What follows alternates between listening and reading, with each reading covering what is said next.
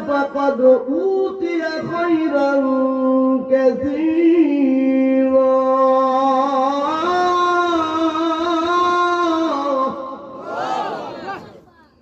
وما يذكر إلا أولو الألباب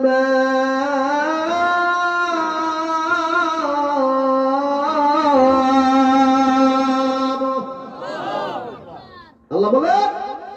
ইউতিল হিকমাতা মান ইয়াশাউ আল্লাহ যাকে ইচ্ছা করেন হিকমত দান করেন হিকমত অর্থ হলো ইলম দান করেন ইলম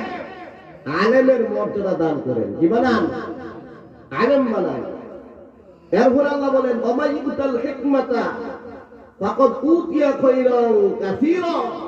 বলে যারে আল্লাহ আলেম বানাইছে তারে দুনিয়ার সমস্ত খৈর মানে মঙ্গল দান করছে সুবহানাল্লাহ পড়েন তো আপনার ছেলে আপনার ভাই আপনার আলেম এর অর্থ হলো আপনার সমস্ত মঙ্গল কল্যাণ আল্লাহ দান করছে তারপর আল্লাহ বলেন ওমা ইয়াযাক্কারু ইল্লা উলুল আলবাব বলে তারাই তো নসিহত গ্রহণ করে যারা জ্ঞানী ব্যক্তি তারা জ্ঞানী তারাই নসিহত গ্রহণ করে আমার আল্লাহ এখানে চমৎকার কথা বলছেন আলেম কাকে বলা হয় আলেম বলা হয় ইন্নাল উলামা ওয়ারাসাতুল আম্বিয়া রাসূলের হাদিস বলে আলেম তাকে বলা হয় যে রাসূলের ওয়ারিস হয় সুবহানাল্লাহ না ওয়ারিস এর অর্থ হলো ইলমের ওয়ারিস আল্লাহ তাআলা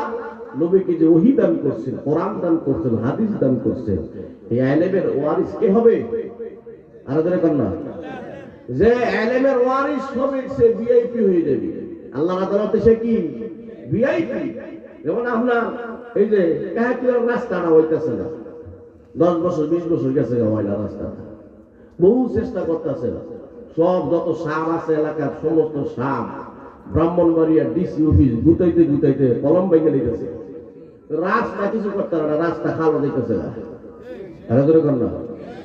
ঘটনাক্রমে আমরা বিআই ব্রাহ্মণবাড়িয়ার বড় মন্ত্রী আমরা থানার বড় এমপি তারপরে গেছে মন্ত্রী আপনি বিআই সাহেবের ফোন দিলেন বিআই সাহেব 20 বছর গুতাইলাম রাস্তা ঠিক করতে পারলাম না আমরা রাস্তাটা লাগবো বিআই সাহেব